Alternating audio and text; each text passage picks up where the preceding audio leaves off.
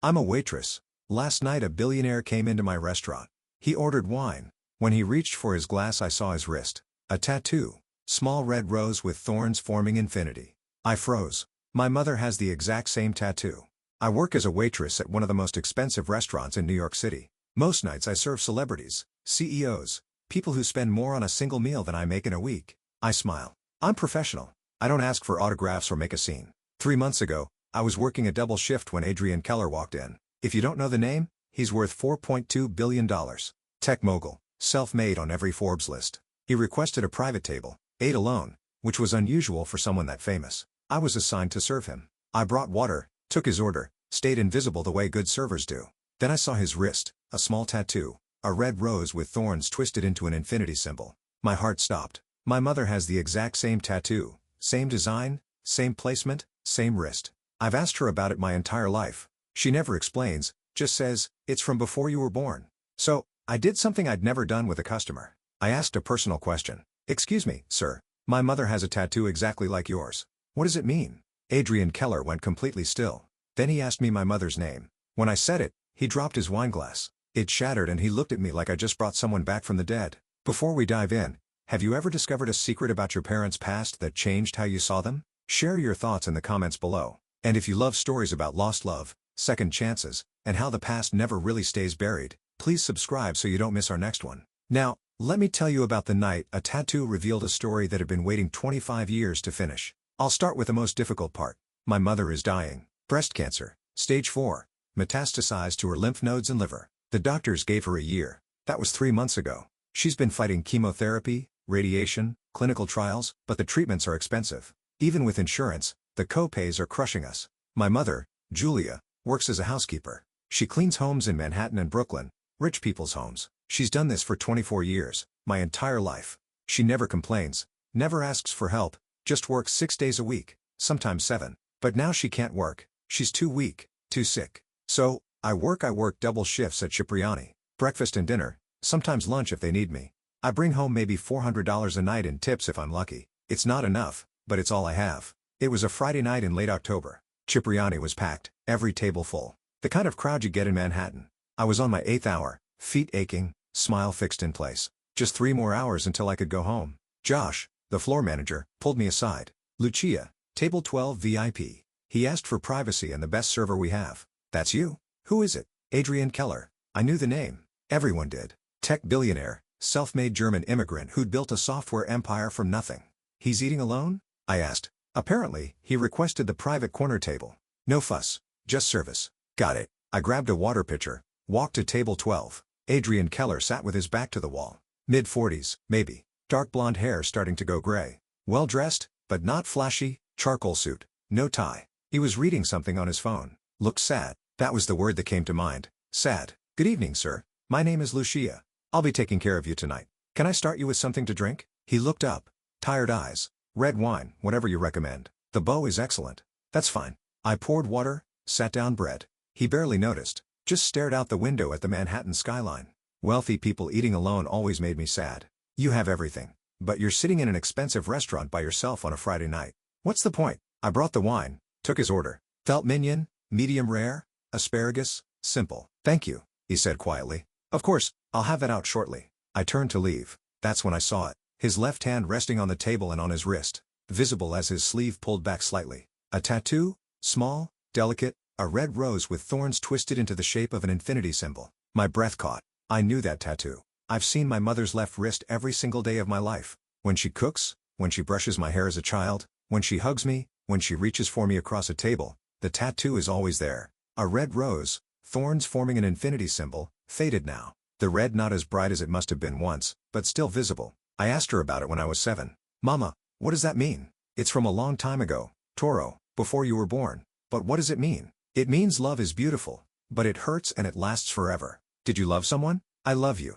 "Someone else?" She smiled sadly. "Once? Yes. A long time ago." "My dad?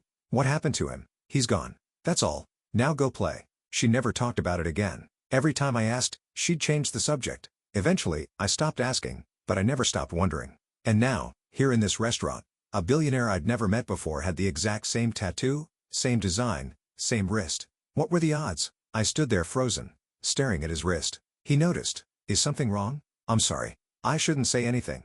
It's not professional, but I couldn't help it. This is going to sound strange, but my mother has a tattoo exactly like that. Same rose, same thorns, same wrist. Adrian Keller went completely still. His wine glass halfway to his lips froze in midair. What did you say? My mother, she has that exact tattoo. I've asked her about it my entire life. She never tells me what it means. Just says it's from before I was born. What? His voice came out. He cleared his throat. What is your mother's name? Julia. Julia Rosie. Why do you? The wine glass slipped from his hand. It hit the table. Shattered. Red wine spreading across the white tablecloth like blood. Julia, he whispered. I grabbed napkins, started cleaning up the wine. I'm so sorry. Let me get you another glass. How old are you? He wasn't looking at the mess. He was looking at me. Staring like he was seeing a ghost. I'm 24, sir. Are you okay? 24. He was doing math in his head. Where is she? Where is Julia? She's in the hospital. She's sick, sir. Do you know my mother? He stood up abruptly, pulled out his wallet, threw down $500 bills on the table. I have to go. I'm sorry. Wait, your food? Keep the money. I have to go. And he left just like that, out the door, leaving me standing there with a shattered wine glass and $500 and absolutely no idea what had just happened. I texted my mother that night when I got home. 2:00 a.m. me, Mama, do you know someone named Adrian Keller? No response. She was probably asleep. The medication made her sleep a lot. I googled Adrian Keller on my phone. Dozens of articles, Forbes profiles, TechCrunch interviews, photos of him at conferences, galas, charity events, always alone. I noticed that. Never with a date. Never with a wife. The articles mentioned it too. Tech's most eligible bachelor. Why hasn't Adrian Keller settled down? One article from 5 years ago quoted him. I was in love once a long time ago. It didn't work out. I've never found that again. I stared at the tattoo visible in one of the photos. The rose, the thorns, the infinity. What happened between him and my mother? The next morning, I went to the hospital. Saturday. Visiting hours started at 10 a.m. My mother was in room 407, 4th floor, oncology wing. She was awake, sitting up in bed, bald from chemotherapy, thin, and four in her arm, but she smiled when she saw me. To sorrow, you didn't have to come so early. I always come on Saturdays, Mama. I kissed her forehead, sat in the chair next to her bed. How are you feeling? Tired, but okay. The new medication helps with the nausea. That's good. We talked about small things. Her treatment, the nurses, the terrible hospital food. Then I said as casually as I could, Mama, do you know someone named Adrian Keller? She went very still. Why do you ask that name? He came into the restaurant last night. He has a tattoo on his wrist exactly like yours. The color drained from her face. Adrian was there at your restaurant. You do know him. He is famous, you know. Lucia. Where is he now? I don't know. He left. He saw me, asked your name, and when I said Julia Rosie, he left. Mama, who is he? She was crying, tears streaming down her face. He found me. After all these years, he found me. Mama, what are you talking about? I knew him as Adrian Keller, but he was just Adrian then. We were in love 25 years ago before you were born. What happened? I had to leave. Go back to Italy. My nana was dying. I promised I'd come back in 6 months. I tried, but when I came back, he was gone. I looked for him everywhere. I thought he'd forgotten about me. Moved on. And the tattoo? She touched her left wrist. The faded rose. We got them together the week before I left. He said, even when we're apart, we'll have this proof that we existed, that what we had was real. Mama, I didn't know what to say. I need to see him. Lucia, please. I don't have his number. I don't know how to reach him. You mentioned he is famous now. There must be a way. Please, Toro. I don't have much time left. I need to see him. I need him to know I never forgot. I called the restaurant, asked Josh if Adrian Keller had left any contact information. No, but, Lucia. Someone's here asking for you. Who? He says his name is Thomas Beck. He's Adrian Keller's lawyer. He wants to talk to you. I'm at the hospital. Can he come here? Hold on. Muffled conversation. Then he says he'll be there in 30 minutes. Thomas Beck arrived exactly 30 minutes later. 50s. Gray suit, kind face. He introduced himself to me in the hospital cafeteria. Ms. Rosie, I represent Adrian Keller. He asked me to find you to ask about your mother. Is he okay? He seemed upset when he left last night. He's been upset for 25 years. Last night was the first time he had hope. Thomas pulled out a tablet. Can you tell me about your mother? Her full name? Her medical condition? Everything. I told him, Julia Rossi, 48 years old, breast cancer, stage 4, Mount Sinai Hospital, room 407. Prognosis, less than a year. Thomas typed notes. And you said she knows Adrian. She says they were in love 25 years ago. She had to go back to Italy. When she returned, he was gone. She thought he'd moved on. He didn't move on. He spent 5 years looking for her. Nothing. He thought she'd stayed in Italy, that she'd chosen to stay with her family. They both thought the other gave up. Exactly. Thomas closed the tablet. Adrienne wants to see her. With your permission. She wants to see him too. When? Now. Today. As soon as possible. She's dying. Mr. Back. She doesn't have time to wait. Understood. I'll bring him this afternoon. 3 hours later, there was a knock on the door of room 407. I opened it. Adrian Keller stood there. Same charcoal suit from last night, but his face looked different, older, more tired, nervous. Is she? She's awake. She knows you're coming. But Mr. Keller? Adrian, please. Adrian. She's very sick. She looks different than you remember the chemo. I don't care. I just need to see her. I stepped aside. He walked past me into the room. And there was my mother sitting up in bed. Bald, thin, 4 in her arm. But when she saw him, her face lit up. 25 years melted away. For a moment, she looked young again. Adrian, Julia. He crossed the room, sat in the chair next to her bed, took her hand, running his fingers over her rose tattoo. They both stared at each other, not speaking, just looking. Then they both started crying. I sat in the hallway outside room 407 for 2 hours. Through the door, I could hear muffled voices, sometimes crying, sometimes silence, sometimes what sounded like laughter through tears. What were they talking about? I checked my phone, scrolled through social media without really seeing anything, tried to give them privacy, tried not to listen, but I was dying to know. Finally, after exactly 2 hours and 7 minutes, the door opened. Adrian stepped out. His face was pale, eyes swollen and red. He looked like someone had just told him the world was ending. Is she okay? I stood up quickly. Is my mother? She's fine. She stopped, looked at me, and something in his expression made my stomach drop. He was staring at me, really staring like he'd never seen me before. Adrian, what's wrong? Lucia, I need to talk to you right now. Can we go somewhere private? Sure. The cafeteria. Yes, that works. We walked to the cafeteria in complete silence. The kind of silence that makes your heart pound. Something had happened in that room. Something big. We bought coffee. Neither of us would drink. Sat at a corner table under flickering fluorescent lights. Adrian couldn't stop staring at me. His hands were shaking. You're scaring me, I said. What did my mother tell you? Lucia. His voice was hoarse. When is your birthday? What? Your birthday? When is it? March 15th. Why? What year? 2000. Adrian, what's going on? He closed his eyes, took a deep breath. When he opened them again, there were tears. Your mother just told me something. Something she's kept hidden for 24 years. My stomach twisted. What? When she went to Italy in 1999, she didn't know she was pregnant. She found out about a month after she arrived in August. The world seemed to tilt. Pregnant with you. She was pregnant with you. I couldn't speak. Couldn't breathe. She came back to New York in January 2000. 7 months pregnant. She went to my old apartment. I was gone. Moved in December. She looked for me for 2 weeks. She couldn't find me. And then his voice broke. March 15th 2000. You were born at this hospital and she was completely alone. Are you saying I couldn't finish the sentence? I'm saying we think I'm your father. The cafeteria disappeared. Everything disappeared except his words echoing in my head. We think I'm your father. No. I shook my head. No. My mother said my father was someone from Italy. She said that because she couldn't find me. She thought I'd moved on. She thought I'd forgotten her. But I was here, Lucia, in New York for 24 years. Looking for her. Looking for both of you. I just didn't know you existed.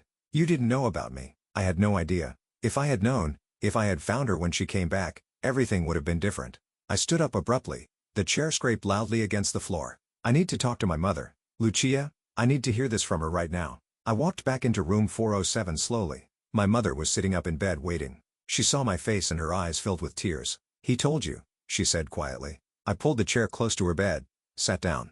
Yeah, he told me. Are you angry? I thought about it. Was I angry? I was something. Hurt, confused, overwhelmed. I don't know what I am, I said. Honestly, tell me everything from the beginning. I need to understand. So, she told me all of it about meeting Adrian in 1999, about falling in love, about having to leave for Italy when Nona had her stroke. I found out I was pregnant about a month after I got there. I was 6 weeks along. Why didn't you tell him? I wanted to, but international calls were so expensive. I tried to write letters. I don't know if he ever got them. And Nana was so sick. I kept thinking, I'll tell him when I get back. I'll tell him in person. But when you came back, he was gone. I was 7 months pregnant. I went to his apartment. The landlord said he'd moved in December. No forwarding address. Phone disconnected. And you looked for him. For 2 weeks, I went everywhere. Asked everyone who knew him. Nobody knew where he'd gone. And I was 7 months pregnant. Lucia. Huge. Exhausted. Alone. And after 2 weeks, I gave up. I told myself if he'd wanted to find me, he would've. That maybe he'd met someone else. That I needed to focus on you. I was staying at a friend's place and then got an apartment in another neighborhood. I was quiet for a long time. Processing. I'm so sorry to sorrow. I reached for her hand. I'm not angry at you, Mama. I'm just sad for all of us. For all the years we lost. You're not angry? How can I be angry? You were 23, alone, pregnant, scared. You did the best you could with what you had. And you gave me a good life. You worked yourself to the bone to give me everything I needed. I know that, but you deserved a father. And he deserved to know he had a daughter, but neither of you knew. You were both looking. You just couldn't find each other. That's not your fault. That's just cruel timing. She was crying now. I love you so much. I love you too, Mama. I squeezed her hand. I left my mother's room and went to the stairwell, not to cry, just to think. Adrian found me there 20 minutes later. Can I join you? He asked. Sure. He sat down beside me. We were quiet for a while. Your mother told you everything? He asked. Yeah, and I understand what happened. Why it happened? It wasn't anyone's fault. Just bad luck. Bad timing. But I looked at him. But I'm 24 years old and I just found out my entire origin story was wrong. The man I thought was some guy from Italy who left is actually you who's been in New York my whole life. That's a lot to process. I know. Silence. Then I asked the question I needed to ask. Why did you move? In December 1999, right before she came back, what happened? Adrian leaned forward, elbows on his knees. I got a job offer, a startup. They needed a programmer. It was in Midtown. Better pay than construction. Real pay. Enough to save money. I took it immediately because I thought, his voice cracked. I thought if I could save enough money, I could go to Italy, find Julia, bring her back, or stay there with her, whatever she wanted. So, you moved closer to work? Yes. And I was working crazy hours. 16-18 hours a day because I wanted to save as much as possible. I changed my phone number because the old one was a landline in the apartment I left. I got a cell phone. They were just becoming affordable. I gave the landlord my new number. He said he'd pass it along if anyone asked. He never did. Mom said she asked him. He said you didn't leave a forwarding address. He was 89 years old. He probably forgot. Adrian rubbed his face. I left in early December. Started the new job December 15th. Your mother came back. January 10th. She remembers the exact date. I missed her by 1 month. 1 month, Lucia. If I'd waited just a little longer, if the landlord had remembered to give her my number, you would have known about me. I would have been there for everything. The pregnancy, the birth, the first 24 years of your life. He looked at me. I was trying to build a better life so I could give Julia everything and instead I missed everything. I could hear the weight in his voice. 25 years of regret. You didn't know. I said quietly. No, but I should have left better information. Should have tried harder to stay in touch. Should have. He stopped. I've spent 25 years thinking about what I should have done differently. My mom spent 25 years doing the same thing. You were both trying your best. You both just missed each other. By 1 month. By 1 month. We sat in silence for a moment. So, I suppose you want to do a DNA test to be certain, and that's fine. But Adrian, I already know. I think so too. But I need it confirmed for legal reasons, for medical reasons, and because I need to be absolutely certain before He stopped. Before you what? Before I let myself believe it. Before I let myself feel it. Because if I let myself believe you're my daughter and then the test comes back negative, I don't think I could handle that. I understood. Okay, we'll do the test. Thank you. Adrian called me on the 3rd day. The results are in. Can you meet me at the hospital? I want us all to be together. Yeah, I'll be there in 30 minutes. When I arrived, Adrian was standing outside my mother's room. He was holding an envelope. His hands were steady, but I could see the tension in his jaw. Ready? He asked. As ready as I'll ever be. We walked in together. My mother sat up straighter when she saw us. Adrian opened the envelope, read the first page silently, then looked up at me. 99.9% probability of paternity. His voice was calm, but his eyes were wet. Lucia, you're my daughter. Oh my God. Come here to sorrow. My mother opened her arms to hug me. We both with tears in our eyes. I looked at Adrian, barely holding himself. You can come too. He seemed surprised, hesitated, but then he joined our embrace. All three of us crying. What happens now? I asked as we moved away. Now I fix this. As much as I can. He looked back toward the room toward my mother. I lost so many years. I'm not losing whatever time is left. Over the next week, things happened fast. Dr. Daniela Hill, my mother's oncologist, called me into her office. Miss Rossi, I received a call from someone claiming to be Adrian Keller's representative. He wants to transfer your mother to a private facility. Unlimited budget, access to experimental treatments. Is this legitimate? Yes. He's an old friend of my mother's. An old friend with $4 billion. Dr. Hill smiled. Lucia, I have to ask. Is your mother comfortable with this? It's very generous, but it's also a lot. She's comfortable. He wants to help and we need help. Then I'll coordinate the transfer. There's a clinical trial at Sloan Kettering. Very promising immunotherapy, but it's expensive. Not covered by insurance. If Mr. Keller is willing to pay, he is, then let's do it. My mother was transferred to Memorial Sloan Kettering 2 days later. Private room, private nurses, the best oncologists in the country. Adrian paid for everything. He also paid off her medical debt. All of it. $140,000 in bills from the past 3 months, gone. He paid my rent for a year, told me to quit the restaurant, focus on school. I dropped out of NYU when my mother got sick. Couldn't afford tuition and her medical bills. Go back, he said. Finish your degree. Your mother wants that for you. I can't accept this. It's too much. It's not too much. It's 24 years too late. I watched them together over the following weeks. Adrian visited every day, sometimes twice a day. He'd sit with her for hours, holding her hand, talking, laughing, crying. They told each other everything, the 25 years they'd missed. Adrian told her about building his company, the long hours, the loneliness, how he'd never married because no one ever felt like her. Julia told him about raising me, the struggle, the fear. We were in the same city for 25 years and we never crossed paths until now. Until Lucia. They both looked at me. I was sitting in the corner pretending to read. She saved us, Julia said. Our daughter saved us. The immunotherapy worked. Not perfectly, not a cure. But after 3 months, Dr. Hill had news. The tumors are shrinking. Not gone, but significantly smaller. We're calling this a remission. Mom cried. So did I. So did Adrian. How long? Mom asked. I can't promise anything, but with continued treatment, you could have years, not months. Years. Years. She looked at Adrian.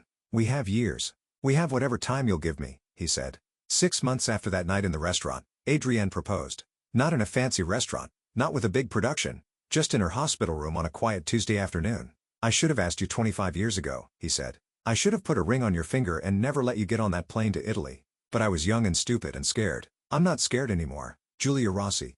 Will you marry me? She said yes. They got married a month later. Small ceremony. Just me, Thomas Beck, Dr. Hill, and a few nurses who'd cared for Julia. She wore a simple white dress. Adrienne wore a suit. They stood in the hospital chapel and promised forever. This time, they meant it. 2 years later, my mother is still alive. The cancer is still there but stable, managed. She goes to Sloan Kettering once a month for treatment. The rest of the time she lives. She and Adrienne bought a house in Connecticut on the water. She always wanted to live near the ocean. They travel when she's feeling strong. Italy, Germany, places they'd left behind decades ago. I finished my degree at NYU, graduated last spring. I work now at a book publisher. Last week, I had dinner at their house in Connecticut. We sat on the porch watching the sunset over the water, drinking wine, talking about nothing important. At one point, I noticed my mother and Adrienne holding hands. Both of them left hands intertwined. The tattoos were visible. 2 roses, 2 sets of thorns, 2 infinity symbols. Faded now. 27 years old, but still there. Do you ever regret it?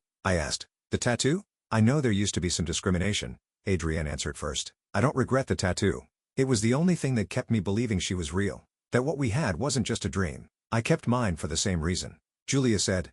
I thought about covering it or removing it, but I couldn't. It was all I had left of him. And now I asked. Now it's a reminder, Adrienne said, that love doesn't die. Even when you think it's gone, even when 25 years pass, it waits. L'amore è bello ma fa male, Julia said softly. Ed Eperamp is beautiful, but it hurts and it's forever. Forever. Adrienne agreed. They didn't get a fairy tale. My mother is still sick. The cancer will probably take her eventually, but not today. Not yet. Today, they're holding hands, matching tattoos visible in the fading light. Today, they have forever. However long forever turns out to be. Have you ever discovered something about your parents' past that changed everything? Or witnessed a love story that proved time and distance can't kill what's real? Share your story in the comments below.